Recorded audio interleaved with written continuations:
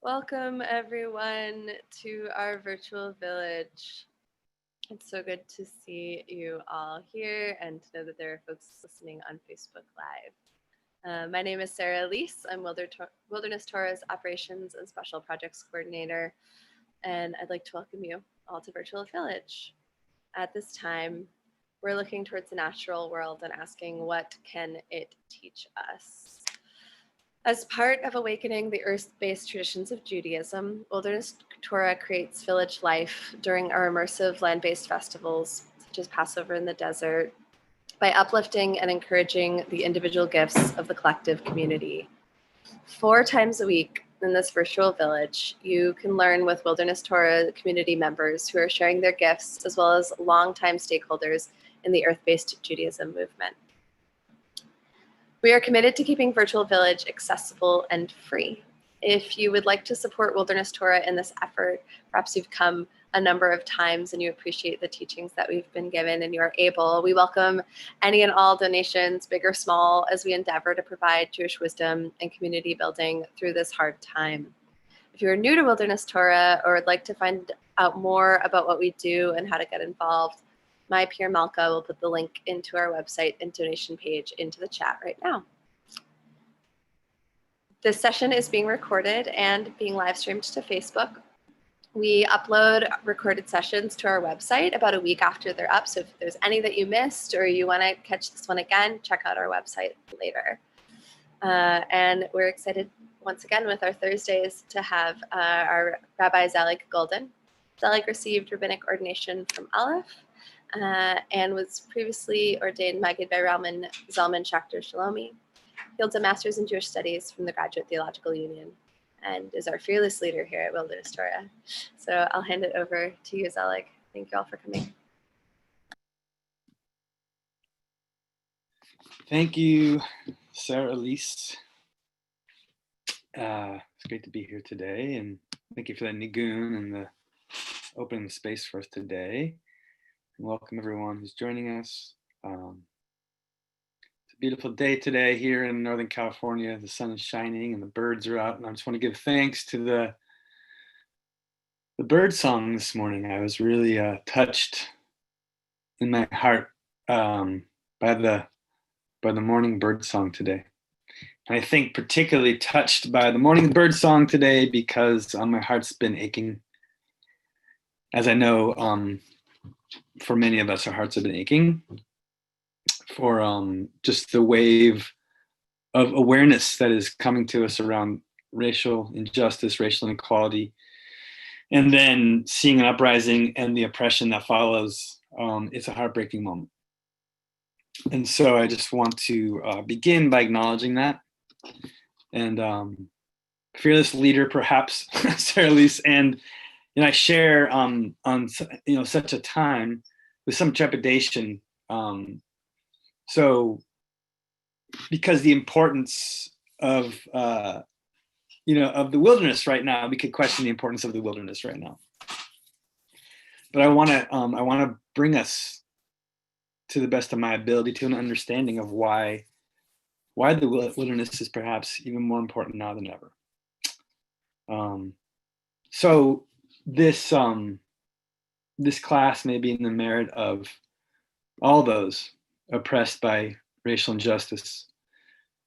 Of course, George Floyd is on our mind in particular at this time, and the many others whose names are being stated and said and remembered. And so I just want to name that, and also say that Wilderness Torah will be sending out a message very soon, within the next hour or two, sharing a message of solidarity, but also, more importantly, sharing a virtual village class that will happen next Wednesday about understanding and ending white supremacy, to really highlight the need for a community that is very, not exclusively, but very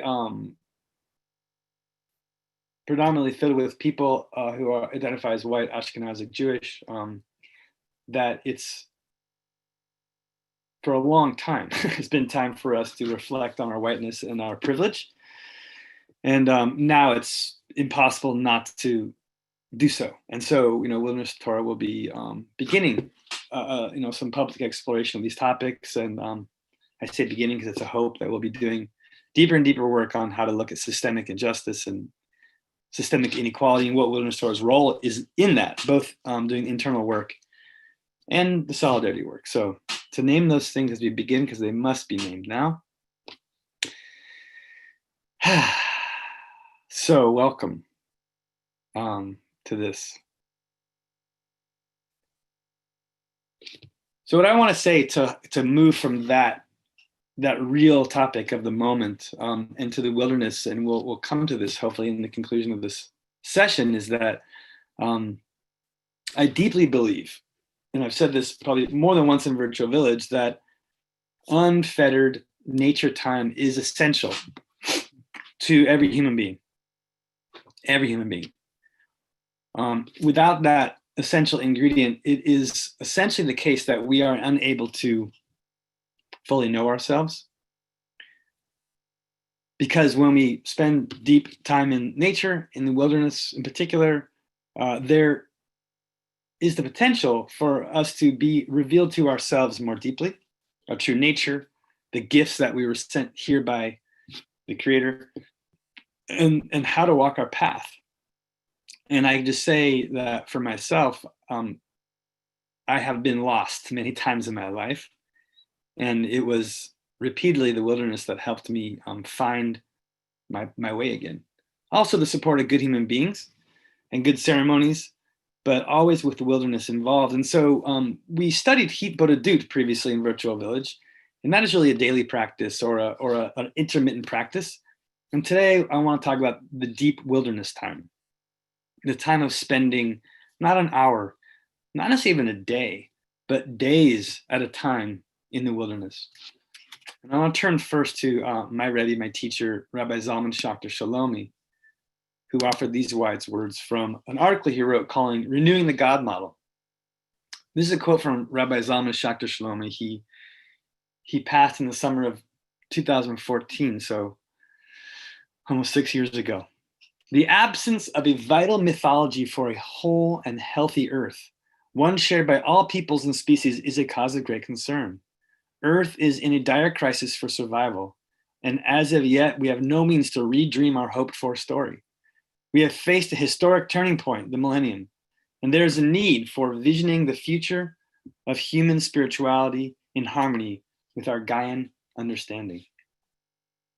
So Reb Zalman, who was many who consider the father of the Jewish renewal movement,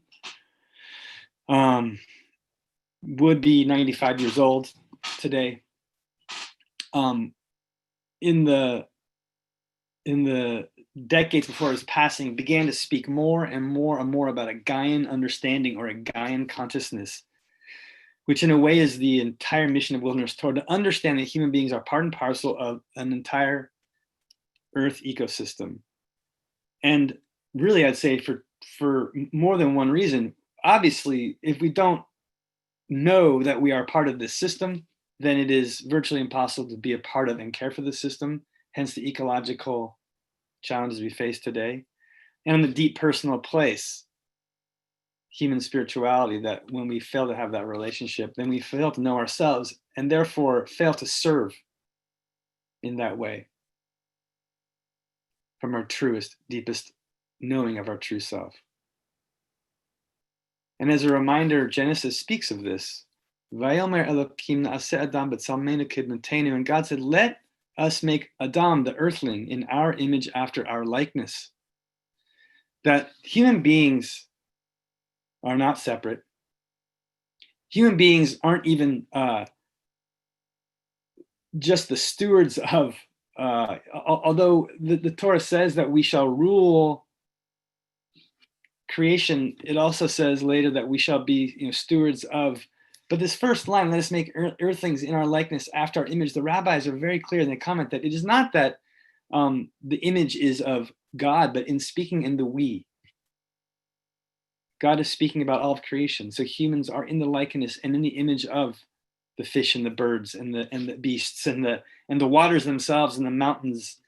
And to see a deeper study of this, refer back to the first class that I offered in Virtual Village about awakening earth-based Judaism, that the commentators take us in a deep understanding that human beings are a mirror image of creation.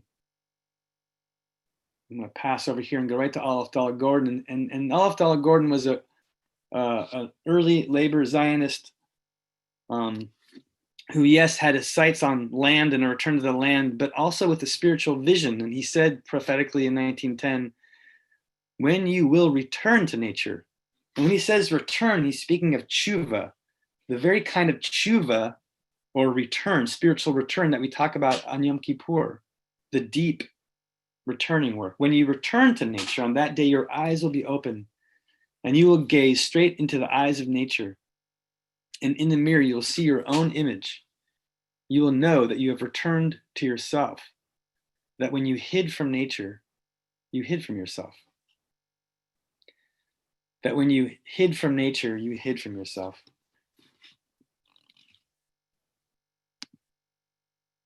In just a moment, we're going to ask everyone to go into breakouts in groups of 3. Malka's going to set that up for us now. Thank you, Malka, for that in advance. And in that in that group of 3, we take a couple minutes each. And the reflection is, reflect on a time when you went into the wilderness and had a transformational experience where you found out something about yourself. You discovered something about your path. Perhaps you had a healing of some kind, or whatever it was. And we want to take these experiences and use them as part of the Torah of this session. And I'll send us off with this little statement from now Rabbi Ellen Bernstein, one of the early thinkers and writings of the Jewish environmental movement.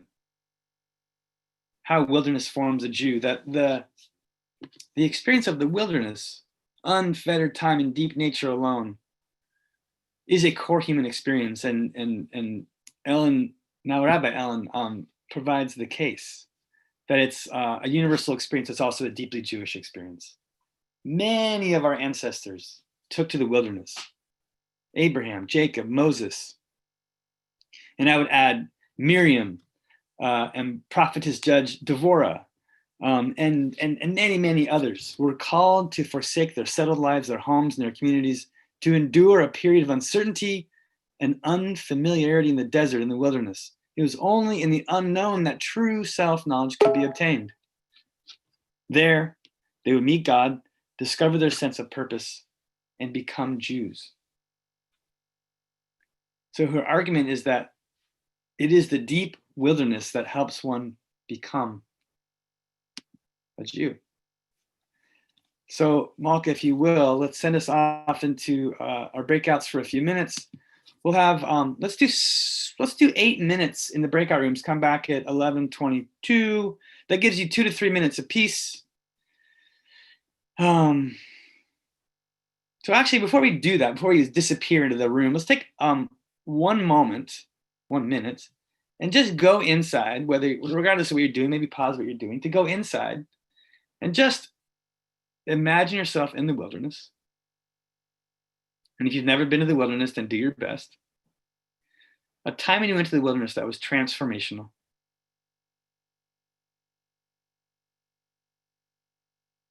See it in your mind's eye. Feel it in your heart. How did it change you?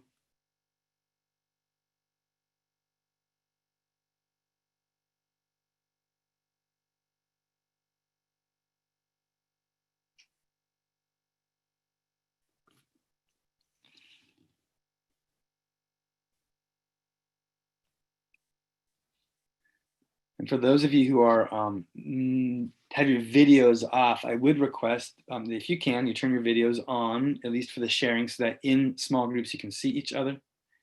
And I thank you, Malka, for sending us in the rooms, and we'll see you back in 8 minutes.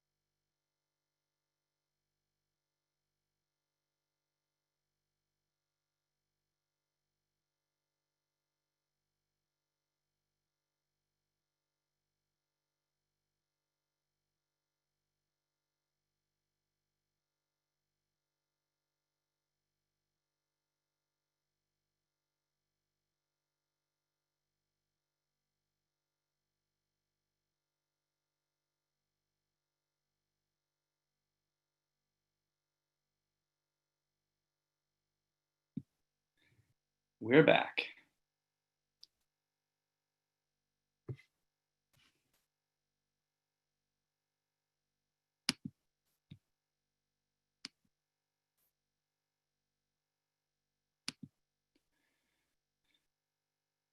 All right, so seems like we're returning back. Malka, did many people disappear? Or are we just still returning back from the breakout rooms? I'm not sure. We might still, it looks like everybody joined their room that was participating, so folks might be still coming back. Okay, we'll give a moment to that.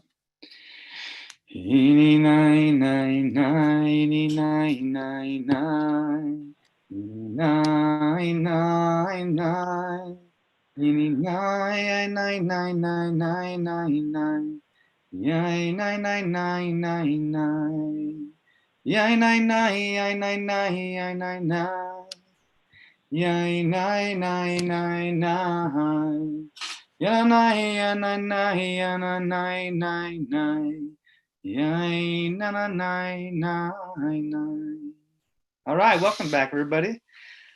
So if you wouldn't mind, and for those of you who are not, who have your video off, you can choose to turn your video on for this moment or not. But raise your hand if you've spent like 2 or 3 nights in the wilderness before. If you have. Good. So it seems like everyone has. How many of you have spent, let's say, 3 or 4 nights or more alone in the wilderness? All right. So there's an opportunity here to go deeper. And I'm not here to convince you of anything, but the messages I have for this day are a fewfold. Number one, that going to the wilderness alone is very powerful and revealing. And what the power it has and what it reveals is unique, and you cannot experience it without doing that, actually. I also believe that it's essentially a core human birthright to do that. I believe that it unlocks for us things that cannot be unlocked, or things that are not easily unlocked, maybe, without doing that. That it's a universal experience, but that there are particularly profound Jewish ways of understanding that experience and of directing that experience.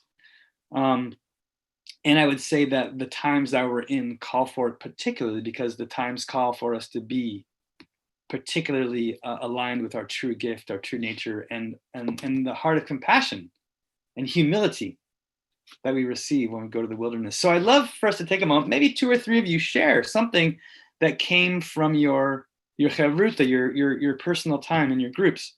What was a transformational moment in the wilderness? And when you speak with brevity, just a few sentences, please. But who wants to share something profound that they experienced in the wilderness? What's your Torah from the wilderness?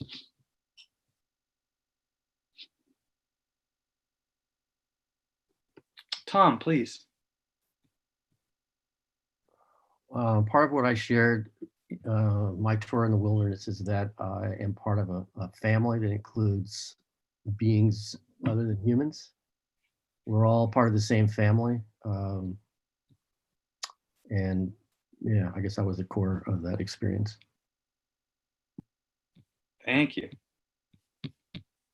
And anyone else like to jump in there? I saw Kimberly's hand pop up. Yeah, so ever since the virtual village a few weeks ago on Ancestor Connection, I found a tree near my house that I've been going to pray to ancestors and the earth, and I can climb in the tree about 30 feet up, and I figured out it's a California buckeye, which is exciting. But it's just, so the last few, like now I'm in a more chipper mood, but these last few days I have just had like waves of grief and sadness and also joy and just like all these things that I couldn't even name just flowing through me. And so 2 nights ago I was like, I need to go to this tree. And I just went at like 10:15 p.m. and I thought, okay, I'll just do my regular prayers. I was there till like 2 a.m. and I just was like lying on the ground, sobbing and just being present. I mean, not sobbing constantly, but sometimes sobbing and then noticing my body and noticing the owls and noticing the moonlight because it was almost a full moon. And just like, and I wrote this poem that was just like channeling my inner currents and the outer context and like weaving all the threads together. And it just felt like this is my authentic expression. And this is like an anchor in who I really am and what is true in the waves of all the other things in life. And so that was really powerful. Thank you. Thank you so much. Awesome. Is there a third person who is stoked to share, or shall we continue on?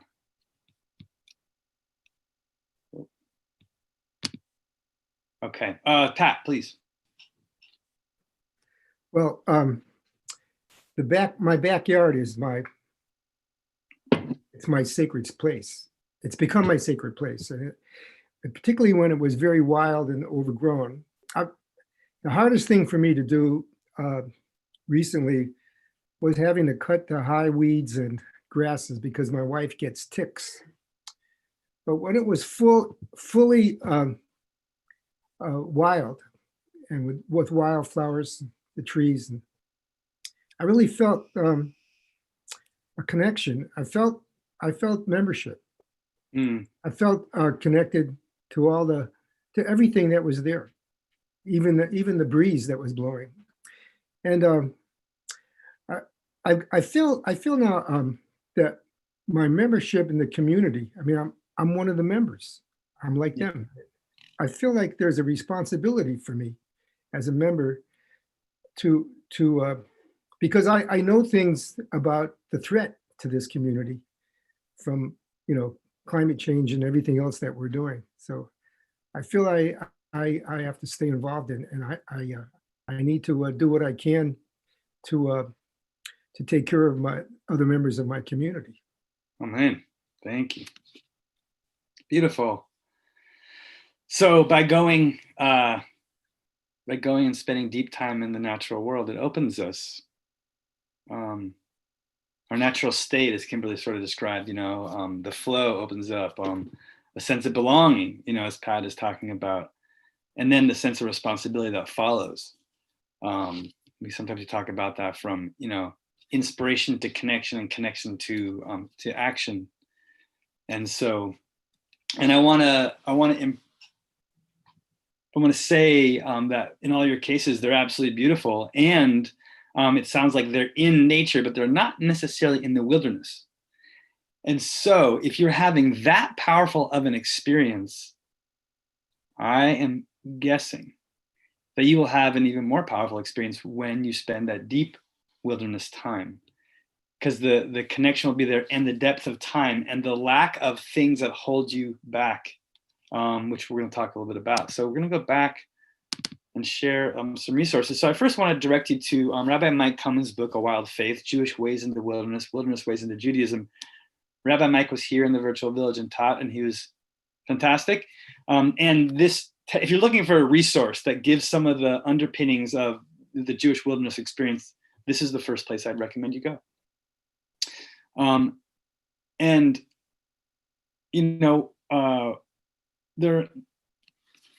well, I'll just read from Evan Eisenberg, from The Mountain and the Tower.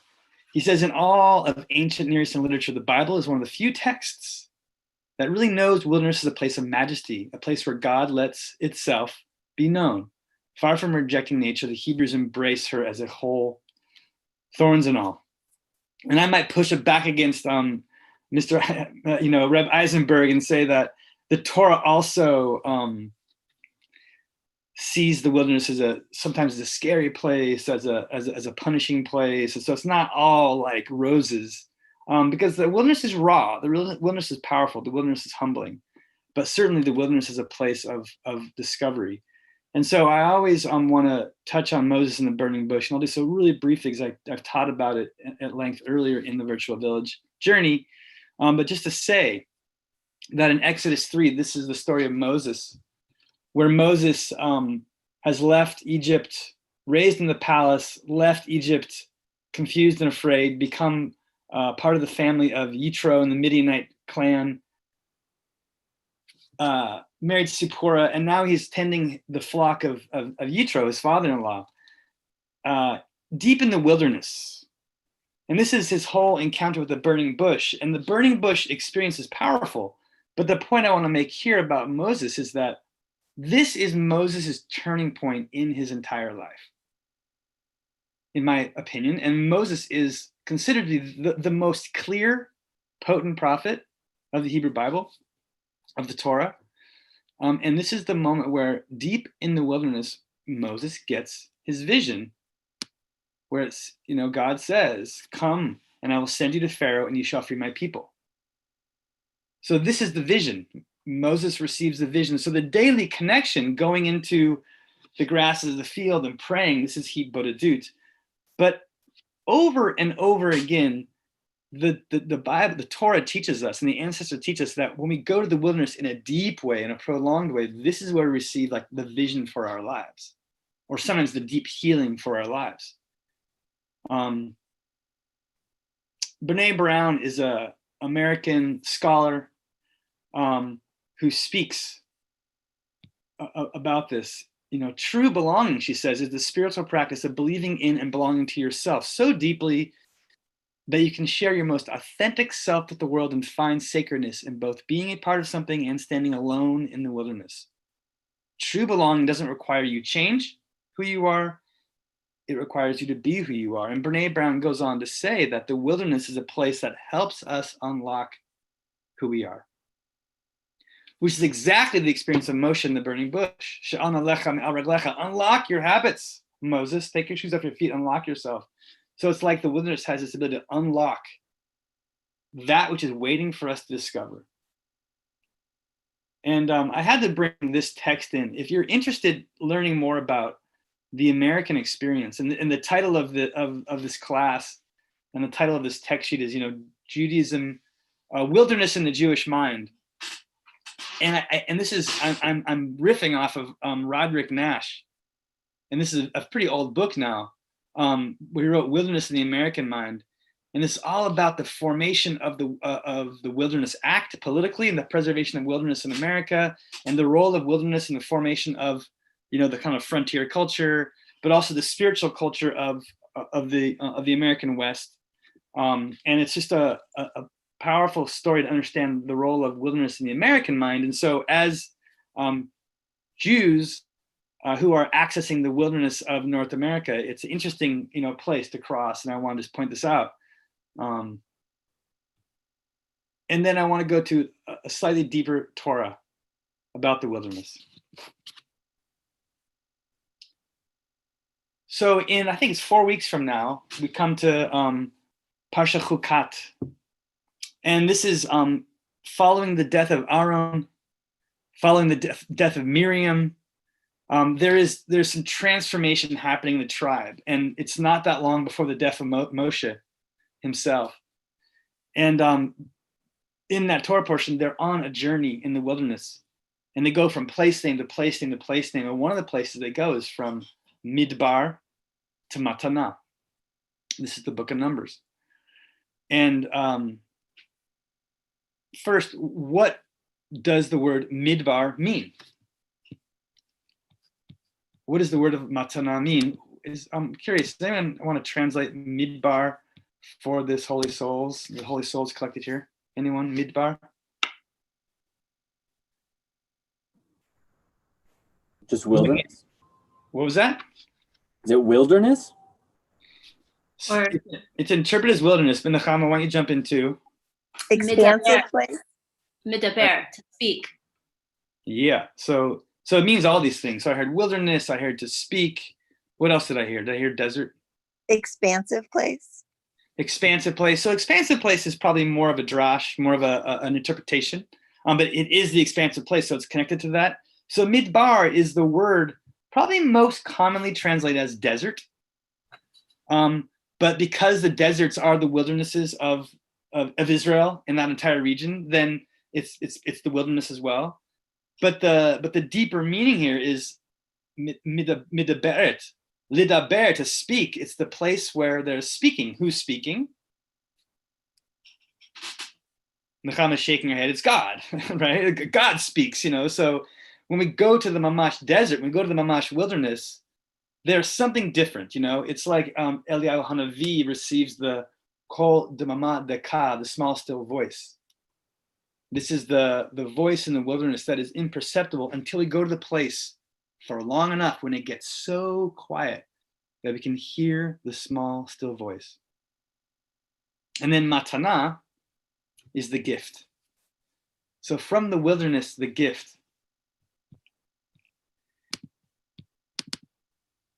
And this is the core Torah of wilderness Torah. Like, what does that mean? And so in the Talmud, the compendium of the rabbinic conversation, you know, that is codified around the 5th century CE, the rabbis ask, and why is it written from the wilderness a gift?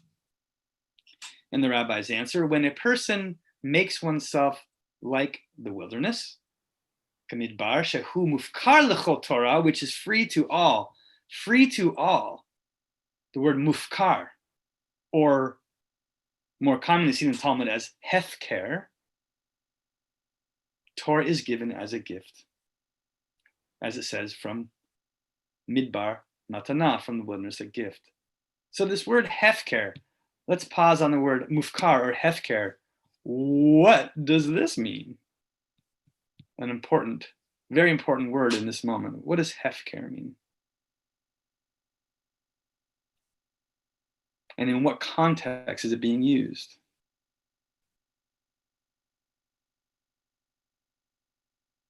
So the word hefker is more commonly used in places like Bava Kama, where they're talking about property issues. Meaning, when the rabbis are saying, if there's a donkey on the side of the road and it's tied to a tree, is that something I can take with me or not? If there's a pile of construction materials on the side of the road, is that something I can pick up and take, or would that be stealing if I took it? And so the question the rabbis ask is it hefker or is it not hefker? Meaning hefker, is it free to all? Does it have an owner or does it not have an owner? If there's a pile of wood sitting on the side of the road and it's been there for, longer than 20 minutes, and there's not a sign that says, I'm coming back to get it, the rabbis are probably likely to say something like, it's hefker because it's just sitting out there, it's not on someone's property, it's in common space, it's hefker, it's free to all, take it. Especially if it has a sign that says take it. But if it doesn't have a sign that says take it, and it's in a common bio, and it's just a pile there, you can take it. Now, if it's a horse and it's tied to a tree, people don't usually just tie their trees to a horse and let someone take them. Then actually have an obligation to try and find the owner, because probably something happened to the owner of that horse. That's the kind of thinking. But the word hefker then gets translated by the rabbis to talk about the wilderness experience. Now, what is going on?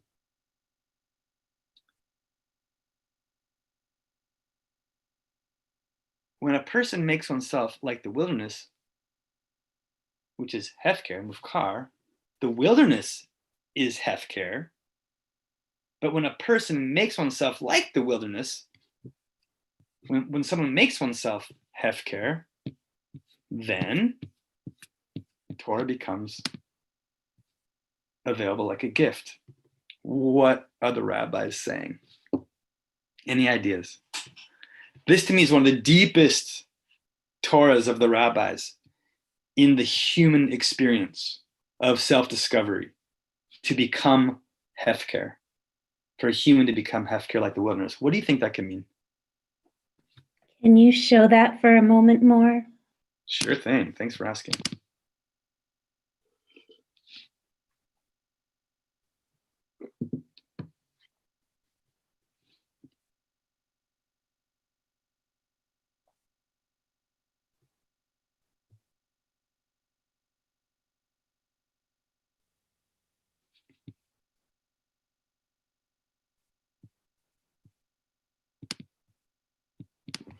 Is the root of this the hachak for hefker?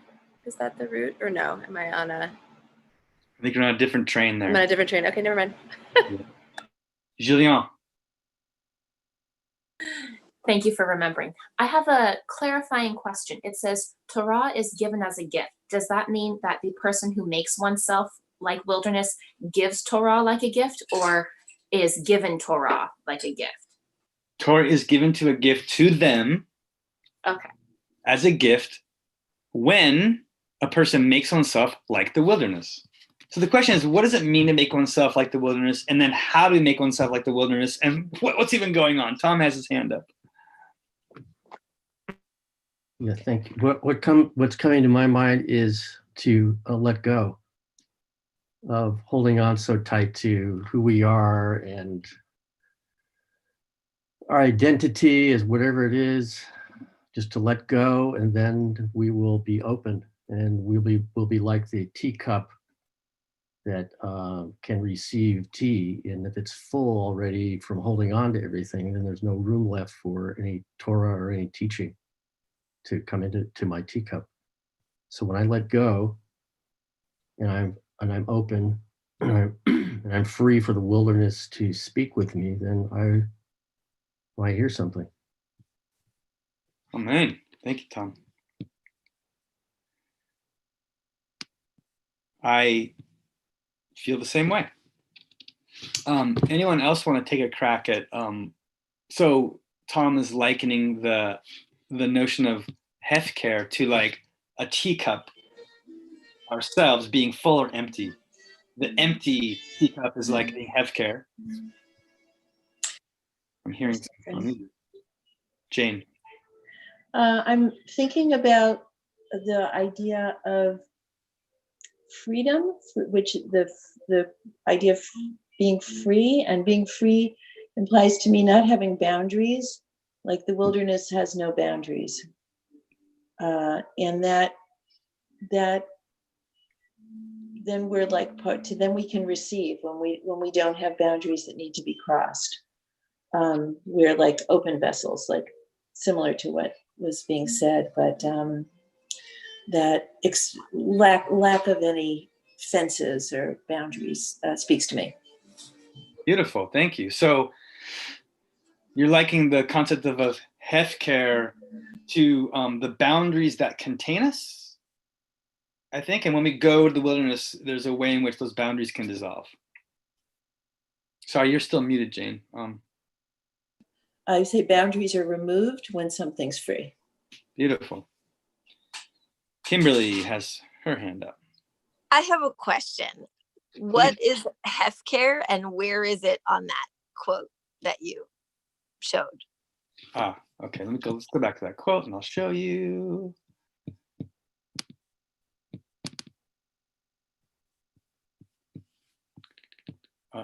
Here we go.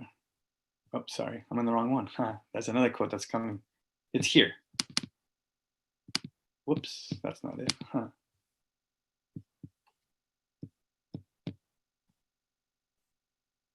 Okay.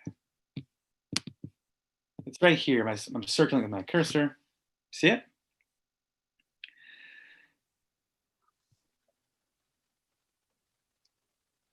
שעושה אדם את עצמו כמדבר שהוא מופקר לכל תורה. That when Adam makes oneself like the wilderness that is mukar, then the Torah is given b'matana as a gift. So I think all the descriptions that we've given so far are quite spot on. And I think this is our creative interpretation, of course. And my way of understanding this is something like this. And maybe we can do an imaginal exercise for a moment. If you're comfortable, close your eyes for a moment. And imagine yourself in your life and all the things that you're connected to, beautiful things that you're connected to, be it family, friends, partner, spouse, children, grandparents. So all those human relations, imagine each one of those relationships being like a cord of connection from the center of your being going to that person. Now just imagine how many cords there are connecting you to how many people. Now imagine all the hobbies you have in your life that keep you busy, the arts, research, activism, your work. Imagine all the ways in which you work, all the things that connect you in your work, all the relationships there. And then imagine anything else that you're connected to in this life. How many cords of connection do you see?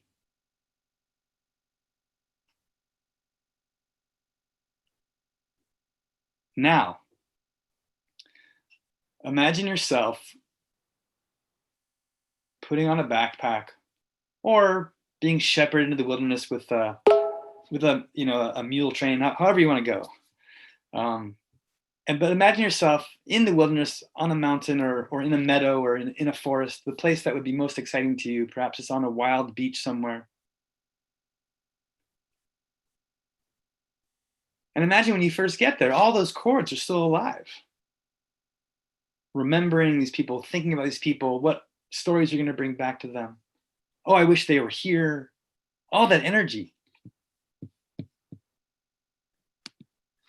Now imagine on day 3 or day 4, if you've done this before, you know that that changes.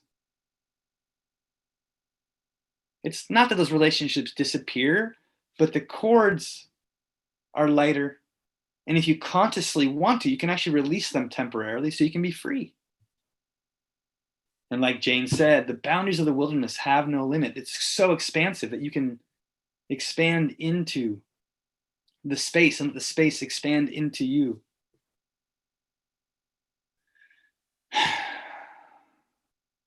And perhaps remember, or if you've not had that experience, imagine what it means to be completely free. Hefker, Bamidbar, to be completely free of all those cords of connection while being in the wilderness.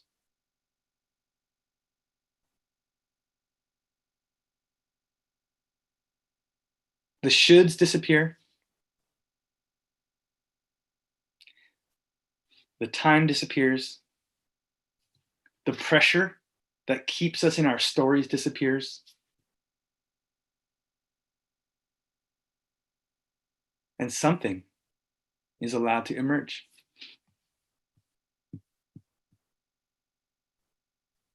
Something is allowed to speak to us.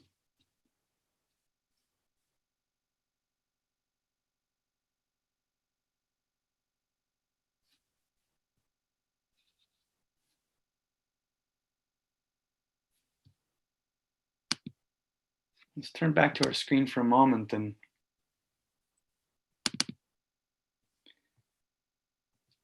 as Ellen Bernstein eloquently said, that the Torah is full of these moments of the wilderness. And so I could pick many of them, but I'm going to now pick Jacob.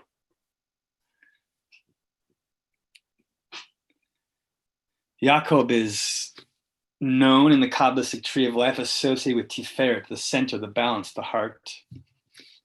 And this is the first of what you might call Jacob's 2 vision quests.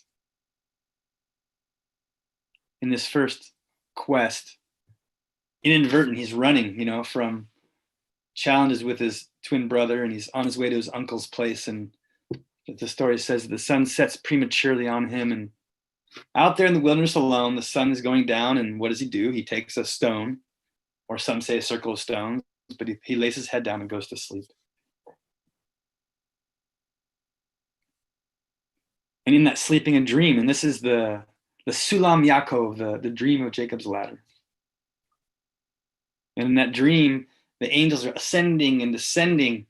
And in Midrashim, in the rabbinical imagination, God calls to Jacob and says, Jacob, come, climb the ladder with the angels and come dwell with me. And in that dream, Yaakov decides to stay. And this is the moment of awakening, Bamidbar. Inadvertently, but there's some nature of being free here. Hefker. He's run from home. He's left home, right? This is his rite of passage into the next stage of life. Free from that wild relationship with Esau, his father Yitzchak, the whole thing, And he wakes up, and this is the first thing he says. Surely God is in this place, and I didn't even know it. A realization, a profound realization, a humbling realization. And the image I chose is indicative of my belief that when the pressure is off in the wilderness, enough time, enough space to become hefker, the light can emerge. That God-given light, what the Sfat Emet would call the inner point that is hidden within, is revealed. It doesn't all get revealed one time in the wilderness. I can't tell you how many times I've gone to the wilderness alone. And each time, a new layer, a new insight, relevant for my time. And so I love if one of you would read this little piece from Rabbi Lawrence Kushner. This will be our closing piece, and then we can have a couple questions and close in a good time. Would anyone care to read this little piece of Torah from Rabbi Lawrence Kushner? God was in this place, and I did not know.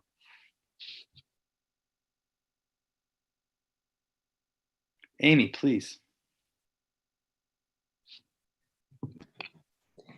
Each person has a Torah unique to that person, his or her innermost teaching.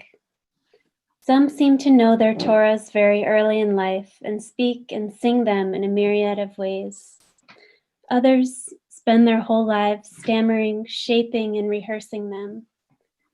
Some are long, some are short, some are intricate and poetic, others are only a few words, and still others can be spoken through gesture by example. But every soul has their Torah. To hear another say, Torah is a precious gift.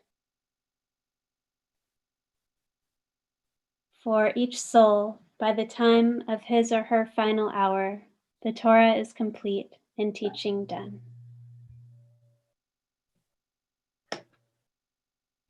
Amen. Thank you.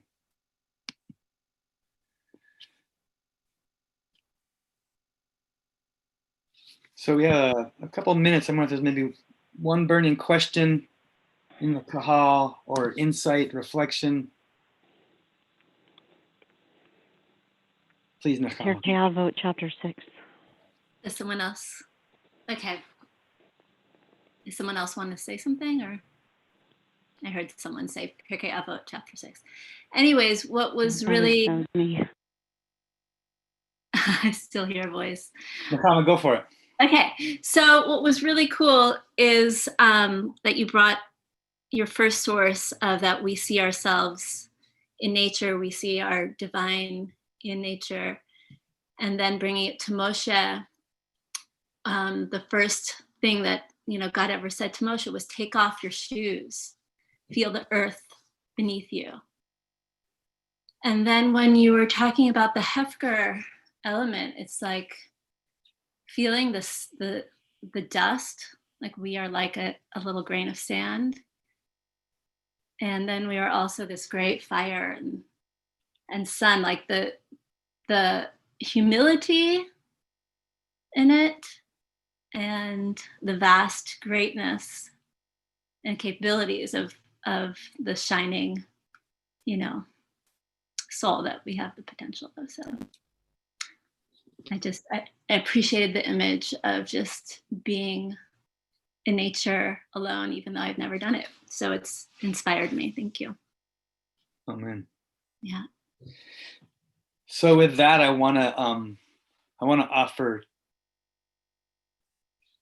I think relevant to the moment we're in historically,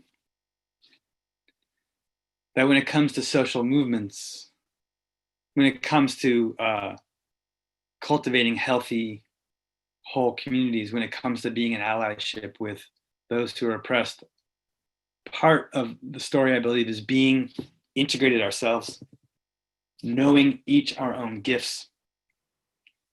And it's not to go to the wilderness to disappear or to hide from the world, but exactly the opposite. That we go for a period of time when we're called, a few times in our lives, maybe frequently, maybe just once, with the intention of becoming hefker, with the intention of revealing to ourselves and hearing deeply, what is the gift that I'm here to share, in the world? And I think that's an essential piece of being secure in oneself, being clear in oneself, being empowered in oneself, being self-knowing, so that as that individual, we can stand shoulder to shoulder, and I think it's everyone's gift, and it's everyone's birthright to have that gift. And I'll say that Weaving Earth, another nature organization here in Sonoma County, made a really beautiful statement a couple of days ago in sharing their solidarity with the Black Lives Matter movement and what's happening in the world today. They said that nature connection of this kind is a birthright for everyone, but systems of oppression keep that from far too many people. And that, until all people are free to have this kind of experience, none of us will be free. And so I want to recommend that each of us go to the wilderness in this way, to discover, to reveal, to awaken. And also part of the work of being in allyship, of undoing white supremacy inside of ourselves, within our communities, and being in solidarity with people of color all over the world, especially here in our communities, that also be so that we all have the capacity to be able to unlock our gifts and be in this way. So on the one level, it seems like a real privilege to talk about this topic or to go in the wilderness. And at the same token, I think it's an essential ingredient to be whole, healthy, happy human beings, regardless of your skin color, regardless of where you are in communities. So I want to thank you. And I want to admonish us all to go to the wilderness in those essential times, and in return, as full people, to stand fully in our gifts. And with that, I want to thank you and turn this back to Sarah Elise, who opened us so beautifully through song, to share what's coming up next.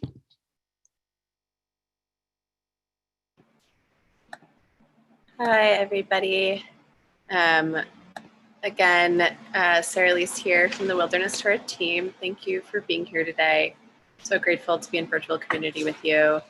The rest of this week, we've got a couple fantastic offerings tomorrow. We'll be singing Nigunim with Eli and Becca of the Nigun Collective, a really fantastic song organization here in the East Bay.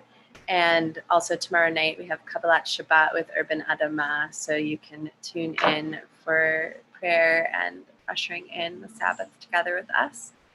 Next week, to what Zelig was just speaking about, we will be hosting a very special virtual village on Wednesday. It's Understanding and Dismantling White Supremacy with scholar and fantastic human Sofia Sobko. She studies how to dismantle white supremacy, and particularly from a Jewish Ashkenazi lens. It's really great. And we'll also have on Monday the end of the Hebrew calendar with Amasha Etzalon, and Friday we'll have Waste Hacks, Baal Tashchit, and Bokashi composting with Deborah Bruce.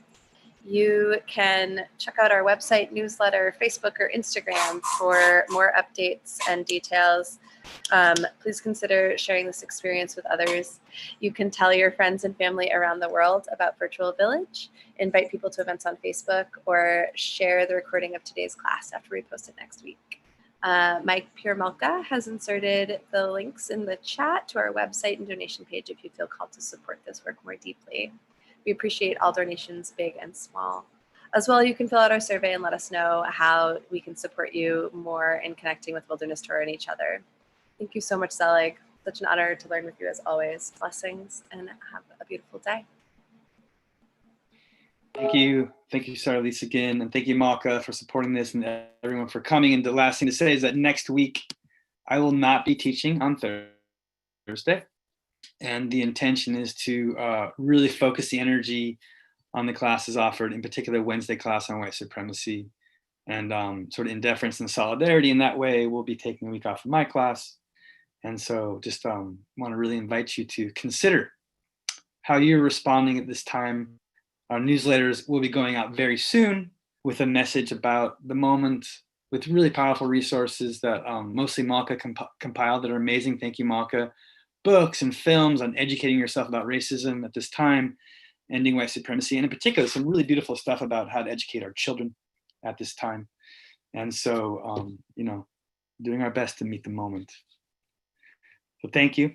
And hopefully to see many of you tomorrow for Virtual Village, and also good Shabbos. Thank you all so much. Have a beautiful day. We're signing off here from WT.